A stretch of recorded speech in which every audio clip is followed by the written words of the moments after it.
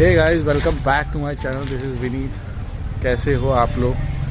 उम्मीद करता हूँ बहुत अच्छे होंगे। आज कहीं घूमने जाने या क्या कहाँ कैसे पहुँचना है उस पर बात नहीं होगी। कुछ दिनों से वैसे ही फिर से वीडियो नहीं आ पा रहा और उस वीडियो ना आ पाने का भी कुछ रीज़न है। जैसा कि आप लोगों को पता है, जिन लोगों को पता है, काफ़ी सारे जो मेरे दोस्त हैं, जो मेरे सब्सक्राइबर हैं, उनको पता है। पर जिन लोगों को नहीं पता है मैं उनको बता दूं कि मैं एक प्राइवेट कंपनी में एम्प्लॉय भी हूं और वहाँ एम्प्लॉय हूँ। इसीलिए मुझे अपना जॉब प्लस छुट्टी दोनों देखना पड़ता है। ठीक है, ऐसे केसेस में जब मुझे छुट्टी मिलती है तो मैं जाता हूँ, घूमता हूँ। बट अभी कुछ दिनों से कंपनीज़ में भी चीज़ें ठीक नहीं चल रही हैं। जैसे उन्होंने अभी रिसेंटली अनाउंस किया कि अप्रेज़ल नहीं होंगे। अब अप्रेज़ल नहीं होंगे, इससे कहीं ना कहीं सारे एम्प्लॉयज़ अफेक्ट हुए, मैं भी हुआ। ठीक है, तो अब इसी सैलरी पे हमें कंटिन्यू ये साल और करना होगा अनटिल अनलेस अगर मैं कहीं स्विच करता हूँ तो। फ़िलहाल तो जिस हिसाब का मार्केट है भाई, बोल नहीं सकते कहाँ कौन स्विच करेगा। पर मिला जुला के चीज़ें सही नहीं चल रही भाई। जैसा 2020 में हो रहा था, कोविड के टाइम पे लोग स्विच कर रहे थे, मतलब स्विच नहीं कर पा रहे थे क्योंकि मार्केट टाइट था।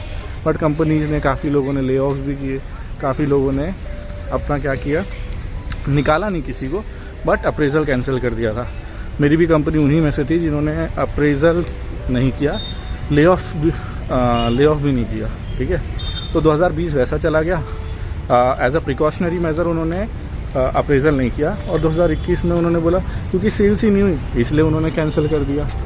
ठीक, और उस प्रिकॉशनरी मेजर के चलते यार मैंने क्या किया कि अपनी कंपनी में मैं कहीं गया नहीं, बिकॉज मैं सीनियर हो चुका था तब तक और मेरा प्रमोशन ड्यू था। और इस कोविड ने मेरे ना सिर्फ प्रमोशन को टाला बल्कि मेरे मैनेजर से भी फिर बात हुई कि मेरा क्या हो सकता है। उन्होंने बोला नेक्स्ट ईयर पक्का होगा।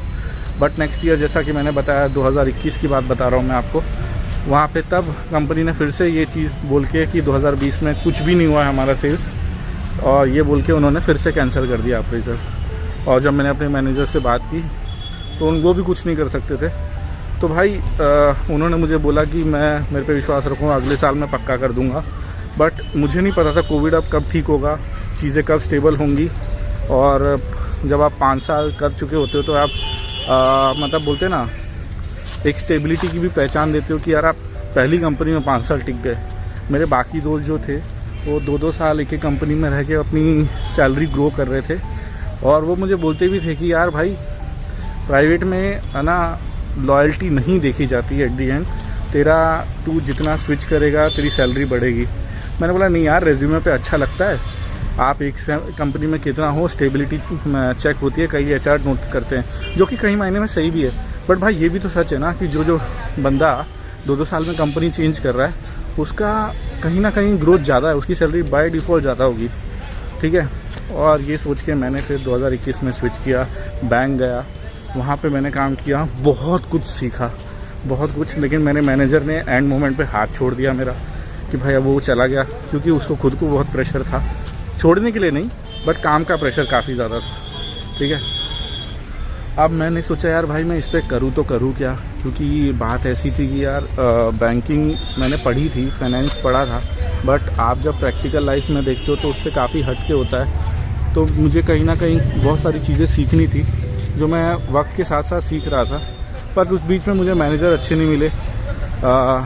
उन्होंने भाई अपनी इंटरनल पॉलिटिक्स, जो कि प्राइवेट सेक्टर हो या गवर्नमेंट सेक्टर हर जगह चलती है, वो चलाई और अपने किसी खास का ही प्रमोशन किया।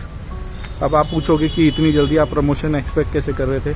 बात ऐसी थी कि जो मैं पोर्टफोलियो हैंडल कर रहा था प्रोडक्ट मैनेजर का, वो इतना सॉलिड था कि मैंने रातों रात मेहनत करके, ब्रांचेस विज़िट करके वो सब सीख लिया था भाई, सब सीख लिया था।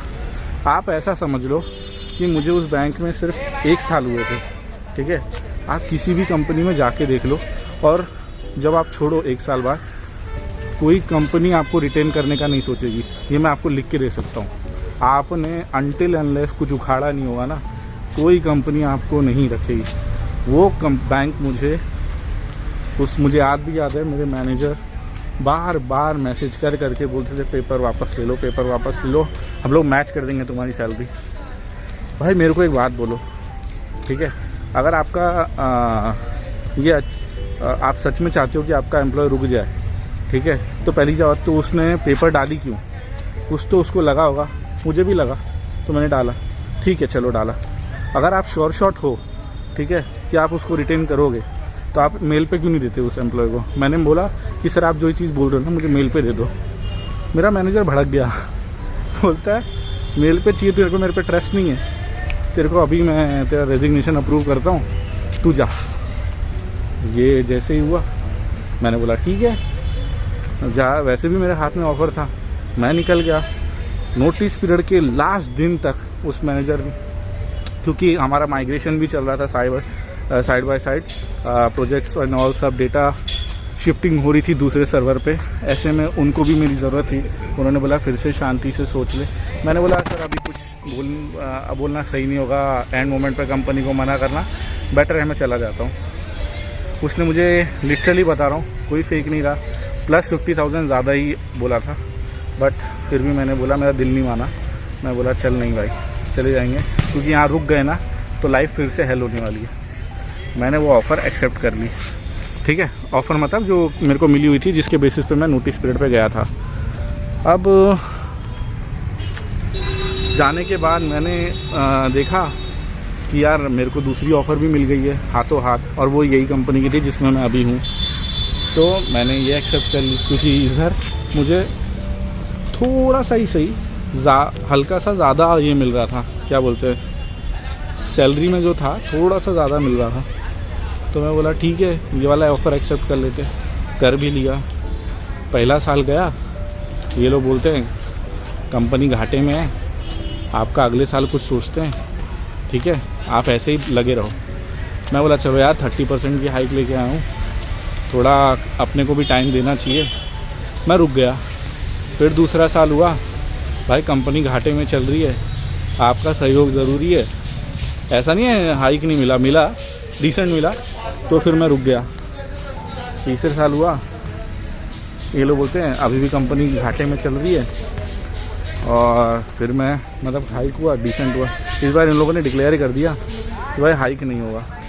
अब इसके चलते यार जो मेरे दोस्त 2-2 साल में ये कर रहे हैं कंपनी चेंज, वो लगभग पहुंच गए हैं 18-20 लाख पे, ठीक है, और मैं जो लॉयल्टी कर रहा हूँ, मेरे को मतलब उसका कोई भी रिवॉर्ड नहीं दिख रहा। सब लोग यही बोल रहे हैं कि स्विच करो, ये करो। वैसे तो मार्केट बहुत टाइट है भाई, जॉब मिलना एकदम इम्पॉसिबल सा हो गया आज की डेट में, सब बुरा हाल वहाँ से। मैंने बोला चल ठीक है ट्रस्ट करेंगे, सब किया। अभी ऐसा हाल है कि यार स्पेशली जब आपके घर पे आपका होम लोन भी चालू हो, तो आपको सारे डिसीजन ना भाई बहुत सोच समझ के लेने पड़ते हैं, ठीक है। यूट्यूब अभी मेरे को कोई अर्निंग तो दे नहीं रहा है, अभी मेरे अभी 700 सब्सक्राइबर हुए हैं, धीरे धीरे फैमिली बढ़ेगी। उम्मीद करता हूँ यार मैं किसी दिन बहुत बड़ा यूट्यूबर बनूँ, और मतलब मैं खुद भी चाहता हूँ कि मैं घूमूँ फिरूँ, क्योंकि मेरा शौक़ है, ठीक है। आज मैं आपको ये भी शेयर करता हूँ कि एक्चुअली में मेरा प्लान क्या है। भाई मेरे को भी ना आपने कई यूट्यूबर्स को देखा होगा, सौरभ भाई हैं, अज्जू भाई हैं, विकास भाई हैं। इनमें से मैं विकास भाई का सबसे ज़्यादा ब्लॉग देखता हूँ। वैसे तो बहुत ही डाउन टू अर्थ बंदा है, वो बंदे जैसा बनना है मेरे को, और एट द एंड मेरे को जो गाड़ियों से प्यार है ना, उसके जैसा ही मेरे को एक बिज़नेस डालना है, ठीक है। वो जो कर रहे हैं अपनी मेहनत से कर रहे हैं, सब कर रहे हैं, उन्होंने भी स्क्रैच से स्टार्ट किया है, वैसे ही मुझे भी स्क्रैच से स्टार्ट करके ये सारी चीज़ें करनी है। अब बात ये है कि इसके लिए मुझे बहुत मेहनत करनी पड़ेगी और रेगुलर होना पड़ेगा यूट्यूब पे, जो कि बहुत सही है यार। लेकिन यार अभी मैं फ़िलहाल जॉब से कोई एक्सपेरिमेंट नहीं कर सकता कि मैं छोड़ दूँ अब फुल टाइम यूट्यूबर बन जाऊँ, नहीं हो पाता, क्योंकि कोई घर का मतलब जो EMI है ना वो बहुत छोटा नहीं है, बहुत बड़ा है, और उसके चलते कोई भी डिसीजन ऐसे हवा में ले लेना सही नहीं होगा। मुझे जहाँ तक याद है विकास भाई ने मैं जॉब तब छोड़ा था जब वो अच्छा खासा यूट्यूब में भी सब्सक्राइबर उनके हो गए थे, 1 लाख 1.5 लाख 2 लाख जो भी उनके हो गए थे, क्योंकि मैं उनको तब से फॉलो कर रहा हूँ जब वो XUV 500 लेके चला रहे थे और वो लोनावला ये सारी जगहों में आते थे, सोचो दिल्ली से। तो ये सारे डिसीजन हैं अभी, इन्हीं सब चीज़ों के चलते कभी कभी मैं कहीं घूमने नहीं जा पाता, बिकॉज अभी आप जो भी घूमते हो आपको अपने खर्चों पे घूमना है, आपको चीज़ें सारी करनी है अपने पैसों की, बाद में वो ज़रूर आपको रिटर्न्स देंगी, बट फ़िलहाल और ये सब चीज़ें थोड़ा सोच के करना पड़ता है, इसलिए ये हुआ अभी फ़िलहाल थोड़ा रेगुलर नहीं हो पा रहा। बट क्योंकि मेरा प्लान है कि मैं जल्दी से जल्दी 12 ज्योतिर्लिंग करूँ भाई। मैंने 2 कर ली हैं आप लोग की दुआओं से और भगवान के भी आशीर्वाद से, मम्मी पापा के आशीर्वाद से। वैसे मैं सारे ज्योतिर्लिंग करूं, ये मेरा प्लान है। और 3 तो महाराष्ट्र में ही हैं, उनको जितना जल्दी हो सके मैं करूं, ये भी मैं चाहता हूं। तो बस ऐसे ही सपोर्ट बनाए रखो यार। आज पता नहीं क्यों मुझे ऐसा लगा कि ये मैं चीज़ें आपसे शेयर करूं, तो मैं आपसे कर रहा हूं भाई। कोई ऐसा इसमें सिंपैथी गेन करने वाली चीज़ नहीं है। और जो शायद कॉरपोरेट में काम करता है वो भी ये जानता होगा कि loyalty is never a royalty. आपको लॉयल्टी के बदले कोई अलग से रॉयल्टी मिलेगी आपकी कंपनी से, ऐसा कभी भी नहीं होगा। कारण बहुत सिंपल है यार, कि एक 5 साल किए हुए बंदे को, ठीक है, अगर मैनेजर के लिए प्रमोट करना है तो कंपनी बहुत सोचेगी कंपेयर टू वो कि कहीं बाहर से बंदा ले आएगी, भले उसको ज़्यादा पे करना पड़े, लेकिन वो बाहर से बंदा ले आती है, ठीक है। लोग 10-10 साल 15-15 साल करके कहाँ पहुँचेंगे बताओ ना, ठीक है। मान लो उनको डेजिग्नेशन मिल गया और इसका पैकेज का क्या, कभी भी नहीं ग्रोथ होगी। ये मैं लिख के दे रहा हूँ आपको, कोई भी कंपनी नहीं करती। अच्छी से अच्छी कंपनी भी उठा के देख लो, नहीं करेगी। लास्ट में वो बंदा स्विच करेगा, अपनी सैलरी हाइक करेगा, वही होगा। और इसी के चलते आधे से ज़्यादा एम्प्लॉयज़ स्विच करते रहते हैं और अपनी सैलरी में ग्रोथ लाते रहते हैं। आज मुझे लगभग ये जून में 10 साल हो जाएंगे। 10 साल में बोलने को जब आप फर्स्ट ईयर स्टार्ट करते हो ना, तो आपका 2 लाख का पैकेज तो मिनिमम रहना चाहिए। और इसी कैलकुलेशन के हिसाब से जब आप 10 साल काम कर चुके हो तो आपकी सैलरी एटलीस्ट 20 लाख तक होनी ही चाहिए। पर अभी तो मैं बहुत दूर हूँ उधर से, ठीक है। मैं नहीं बता रहा अपना पैकेज, पर मैं बहुत दूर हूँ।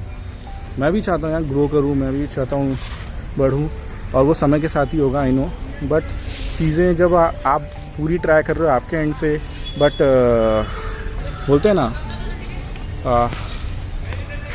कुछ है चीज़ें जो साथ नहीं दे रही है।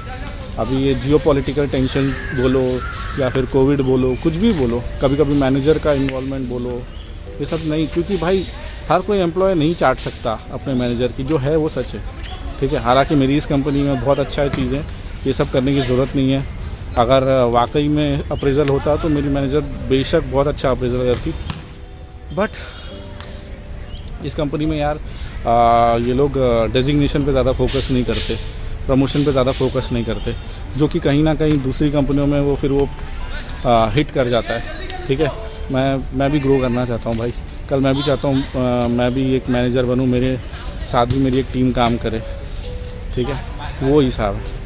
इन्हीं सब चीज़ों की वजह से यार कभी कभी सोचता रहता हूँ, और अपने कुछ ऐसे इन सब टेंशन के मारे कभी कभी माइग्रेन भी होता है, और वो फिर कहीं जाना आना वो सब ऑलरेडी बहुत ये हो जाता है, थोड़ा सोचना पड़ जाता है। बट मैं बहुत जल्द अभी कहीं ना कहीं निकलूँगा यार, बहुत टाइम हो गया। अभी वो गुजरात ट्रिप के बाद मैं कहीं निकल नहीं पाया, तो अब भाई निकलूँगा मैं पक्का, और मिलूँगा आपको जल्द ही किसी एक अच्छी लोकेशन के साथ, ठीक है। तो चलो भाई, मिला जुला के यही था आज का वीडियो। ऐसे ही सोचा आपको कुछ चीज़ें शेयर करूँ, अपनी बांटूँ, तो मैंने बांट दी। उम्मीद करता हूँ आपको ये वीडियो पसंद आया होगा। मुझे मालूम है कहीं मैं कुछ एक्सप्लोर नहीं किया हूँ, बट ये जो था, जो भी प्राइवेट में काम करते हैं वो बहुत अच्छे से रिलेट कर पाएंगे इसको, तो इसलिए मैंने ये चीज़ें सोची मैं शेयर कर दूँ, ठीक है। चलो मिलता हूँ फिर मैं आपको अगले किसी वीडियो में। Till then bye bye and जय हिंद।